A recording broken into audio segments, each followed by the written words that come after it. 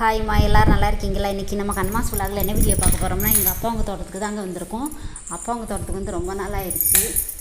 சரி, தோட்டத்தில் என்ன விவசாயம் பண்ணுறாங்க அப்படின்னு பார்க்கலாம், உங்களுக்கும் காமிக்கலாமேன்னு வந்திருக்கேன். பாருங்கள், தக்காளி தான் நட்டுருக்காங்க. வீட்டு முன்னாடி தக்காளி நட்டுருக்காங்க. வீட்டு முன்னாடி பார்த்திங்கன்னா இப்போ இன்னும் ஒரு மாதம் ஆகலைன்னு சொன்னாங்க. குட்டியாக இருந்துச்சு. இது வந்து கொஞ்சம் வளர்ந்துருச்சு. இது ஒரு மாதத்துக்கு முன்னாடியே நட்டுட்டாங்க. நல்லா கொஞ்சம் பெருசாகிடுச்சு. பாருங்க, முருங்கைக்காய் இன்னும் சீசன் வரலை. இன்னும் 2 மாதத்தில் வந்துடும். பூவாக இருக்குது. வாங்க இப்போ களை வெட்டுறதுக்கு போகலாம். களை வெட்டிக்கிட்டு இருக்காங்க. வெயில் சுட்டு எரிக்குது, சரியான வெயிலுங்க. அப்பா, சித்திரை மாதம் பங்குனி சித்திரையில் வெயில் அடிக்கும் பாருங்க, அந்த மாதிரி வெயில் அடிக்குது. இப்போயே இந்த போடுனா பங்குனி சித்திரையிலலாம் எப்படி வெயில் அடிக்கும்? போன வருஷமெல்லாம் பார்த்திங்கன்னா வெயில்னால் வெயில், சரியான வெயில்.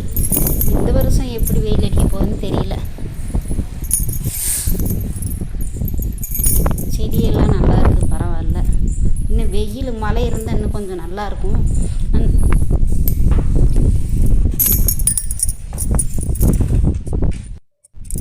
பாருங்கள், 6 பேர் வெட்டுறாங்க. தம்பி பொண்டாட்டி வெட்டிக்கிட்டு இருந்தாங்க. இப்போது மருமகனுக்கும் மருமகளுக்கும் சாப்பாடு விட்டணும்னு வீட்டுக்கு போயிட்டாங்க. அங்கே சாப்பாடு ஊட்டிக்கிட்டு இருக்காங்க. சரி, நான் களை வெட்டுற இடத்துக்கு நான் வந்துட்டேன். சரி, உங்கள்கிட்ட காமிக்கலாமேன்னு ரொம்ப நாள் ஆயிடுச்சு தோட்டத்தெல்லாம் காட்டி அப்படின்னு பாருங்கள். எல்லாருமே வீடியோவை தயவு செஞ்சு ஸ்கிப் பண்ணாமல் பாருங்கள். விவசாயம் பண்ணுறவங்க எல்லாருக்குமே சப்போர்ட் பண்ணுங்கள். சம்சாரி வீட்டுக்கு நீங்கள் சப்போர்ட் பண்ணிங்கன்னா மட்டும்தான் நாங்கள் வளர முடியும். பாருங்கள், களை இப்படி தான் வெட்டணும். வெட்ட தெரியாதவங்களுக்கு சொல்கிறேன், வெட்ட தெரிஞ்சவங்களுக்கு சொல்ல தேவையில்லை. பாருங்கள், நம்மளோட ஃபுல் உழைப்பு போட்டால் தாங்க, கஷ்டப்பட்டு தான் எல்லாருமே வேலை செய்கிறோம். குனிஞ்சு வெட்டுறனால அப்படியே குறுக்கெல்லாம் பயங்கரமாக வலிக்கும் பாருங்கள். அப்படியே குனிஞ்சுக்கிட்டே வெட்டுறனால 2 கை, ஷோல்டர் எல்லாமே வலிக்கும்.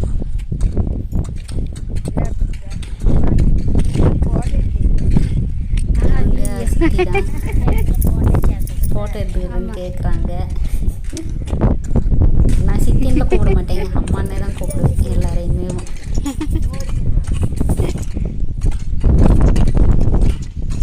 இந்த வெயில்லையும் பாருங்கள், ஏன்னா நம்மளோட வேலையே இதுதான். அதனால் வெயில், மழை, காற்று எதாக இருந்தாலும் நம்ம சம்சாரி வீட்டாளர்களுக்கு அதெல்லாம் தெரியாதுங்க. குறுக்கோழி தாங்காமல் தான் இந்த மாதிரி பார்த்திங்கன்னா எந்திரிச்சு நிற்கிறாங்க. ஏன்னா குஞ்சுக்கிட்டே வெட்டுறாங்க பார்த்தீங்களா, அதனால தான் அப்படியேவும் எந்திரிச்சு நின்று அப்படியே கொஞ்சம் நேரம் குறுக்க கொஞ்சம் அந்த வலி இல்லாமல் இருக்குமோ அப்புறம் குனிஞ்சு வெட்டுவாங்க. அந்த மாதிரி தாங்க வேலை செய்கிறவங்க ரொம்ப கஷ்டப்பட்டு தான் வேலை செய்கிறாங்க. காலையில் 7 மணியா 8 மணியா சரியாக தெரியல, வந்துட்டு 2:30 3 மணிக்குள்ளே வீட்டுக்கு கிளம்பிடுவாங்க. அத்தைக்கூலி வேலைக்கு. கான்ட்ராக்ட் வேலைன்னா அவங்களோட பாருங்கள், கீரை இந்த மாதிரி வேலை செய்யும்போது, குப்பைக்கீரை வேலை செய்யும்போது பார்த்திங்கன்னா களையெல்லாம் வெட்டும்போது கீரையெல்லாம் இருக்கும் பார்த்தீங்களா, அதை பிடிங்கி வச்சுக்கிடுவாங்க. ஒரு நேரம் பொழுது போயிடும் இல்லையா, கீரை கடைஞ்சிக்கிறலாம், கூட்டு வச்சுக்கிறலாம், ஏதோ ஒன்று செஞ்சுக்கலாம், ஒரு நாள் பொழுது போயிடும். வேலை செய்கிறவங்களும் இந்த மாதிரி தாங்க. எந்த வேலைக்கு போனாலும் கீரையெல்லாம் இருந்துச்சுன்னா பிடிங்கி மடியில் வச்சுக்கிடுவாங்க. வீட்டில் வந்து சுத்தம் பண்ணி ஒரு நேரத்துக்கு வச்சுக்கிடுவாங்க. இவங்க மட்டும் எல்லாருமே வேலைக்கு போகிறவங்க எல்லாருமே அந்த மாதிரி கீரை, காய்கறி எது கிடைக்குதோ நமக்கு ஒரு நேரம் பொழுது போயிடும் இல்லையா. கிராமத்தில் உள்ளவங்க எல்லாருமே பண்ணுவாங்க. கான்ட்ராக்ட் வேலைக்கெல்லாம் போனாங்கன்னா அப்படியே ஸ்பீடாக இதை வேகமாக வெட்டணும் பாருங்கள். அந்த பாட்டியும் பிடிங்கி கொடுக்குறாங்க பார்த்தீங்களா, அவ்வாவும் கீரை ஒன்று தான் இருக்குது. ஒரு காடுலாம் பார்த்திங்கன்னா நிறைய கீரை முளைச்சிருக்கும். அதிகமாக கீரை இல்லை, இந்த கோரையாக தான் இருக்குது பாருங்கள். கோரைக்கிழங்கெல்லாம் சாப்பிட்டா உடம்புக்கு ரொம்ப நல்லது. நானெல்லாம் சின்ன பிள்ளையில இருக்கும்போது பார்த்திங்கன்னா அந்த கோரைக்கிழங்கு வெட்டி அந்த கோரையை ஃபுல்லாக வேரோட தூரோட வெட்டணும் பாருங்கள், அப்போ தான் கிழங்கு வரும். அந்த கிழங்கை உரிச்சு எடுத்து சாப்பிடும்போது அவ்வளோ டேஸ்ட்டாக இருக்கும் பாருங்கள். நான் ரொம்ப நாளாச்சு கோரைக்கிழங்கெல்லாம் சாப்பிட்டு. பிஞ்சாக இருக்கும்போது வராதுங்க, நல்லா அந்த கோரை வந்து நல்லா முத்தி இருக்கணும். முத்தி இருந்தால் தான் கோரைக்கிழங்கு அப்படியே கருப்பாக இருக்கும். அதை உரிச்சு சாப்பிட்டோம்னா அப்படியே வெள்ளையை நல்லா டேஸ்ட்டாக இருக்கும். ரொம்ப நாளாச்சு சாப்பிட்டு, அவ்வளோ அருமையாக இருக்கும் பாருங்கள். யாரெல்லாம் கோரைக்கிழங்கு சாப்பிட்டீங்கன்னு சொல்லுங்கள்.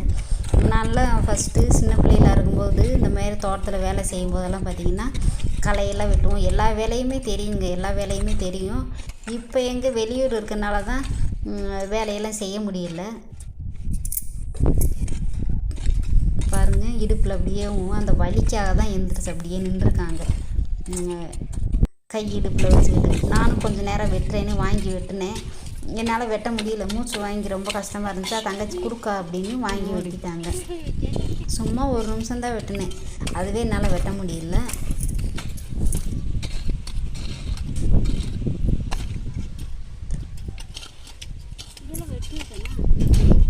தக்காளி சீசன் வரும்போது விலை இருக்கணுங்க. விலை இருந்தால் தான் செலவு பண்ணுறதெல்லாம் எடுக்க முடியும். விலை இல்லைன்னா ரொம்ப கஷ்டம்தான் சம்சாரி வீட்டுக்கு.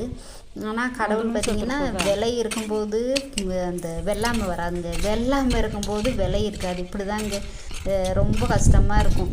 ஆனால் பூமாதேவி ஒரு நேரம் இருந்தாலும் ஒரு நேரம் கை கொடுப்பாங்க. எப்பயுமே ஒரே மாதிரி இருக்காதுங்க. கடவுள் பூமாதேவி தூக்கி விட்டுருவாங்க. அதெல்லாம் பார்த்திங்கன்னா எங்கள் அப்பா அவங்களுக்கு ஒரு நேரம் இல்லைன்னாலும் ஒரு நேரம் தூக்கி விட்டுருக்காங்க. ஏன்னா கொடுத்ததை இல்லைன்னு சொல்லக்கூடாது. பூமாதேவி அதெல்லாம் கொடுப்பாங்க. எப்பயுமே ஒரே மாதிரி கஷ்டத்தை கொடுக்க மாட்டாங்க. நம்ம கஷ்டப்படுறதுக்கு கூலி கண்டிப்பாக பலன் கிடைக்கும். விவசாயத்தை அதுக்காக நம்ம கைவிட முடியாது இல்லையா? லாபம் வந்தாலும் நஷ்டம் வந்தாலும் செஞ்சுக்கிட்டதே நம்மளோட பாரம்பரியமான தொழில். அதனால் கைவிட மாட்டாங்க, எப்பயுமே செஞ்சுக்கிட்டு தாங்க இருப்பாங்க. நம்மளோட உழைப்பை போட்டோம்னா ஒரு நாளைக்கு பலன் கொடுப்பாங்கன்னு அந்த நம்பிக்கை இருக்கும். பாருங்க வீட்டுக்கு கிளம்பியாச்சு. இவங்களும் வேலையை முடிச்சுட்டு அப்புறமா வருவாங்க. தங்கச்சி வீட்டு விசேஷத்துக்கு போகணும், அதனால தாங்க நாங்கள் கிளம்புறோம். வீடியோ எப்படி இருக்குன்னு மறக்காமல் சொல்லுங்கள். வீடியோ ஸ்கிப் பண்ணாமல் பாருங்கள். தொடர்ந்து சப்போர்ட் பண்ணுற நம்ம சொந்தங்கள் எல்லாருக்குமே ரொம்ப நன்றிங்க. வீடியோ எப்படி இருக்குன்னு சொல்லுங்கள். விவசாயம் பண்ணுறவங்க எல்லாருக்குமே சப்போர்ட் பண்ணுங்கள். சப்போர்ட் பண்ணிங்கன்னா மட்டும்தான் வளர முடியும். பாருங்கள் எவ்வளோ கஷ்டப்பட்டு எல்லாருமே வேலை செய்கிறாங்கன்னு.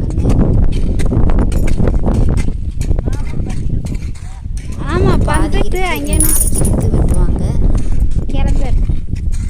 கான்ட்ராக்ட் வேலைன்னு நல்லா ஸ்பீடாக செய்வாங்க. ஏன்னா இந்த செடி வேறு கொஞ்சம் பெரிய செடியாக இருக்குது. அந்த பசையெல்லாம்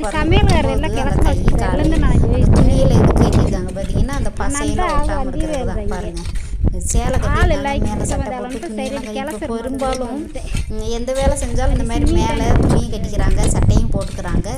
இந்த மாதிரி தக்காளி பசையெல்லாம் ஒட்டாமல் இருக்கணும்னா தனியாக அதுக்குன்னு இந்த அப்படியே கையெல்லாம் பார்த்தீங்கன்னா பசேர்னு இருக்கும். நம்ம சேனலுக்கு தொடர்ந்து சப்போர்ட் பண்ணிகிட்டே இருங்க. பாய், நன்றி, வணக்கம்.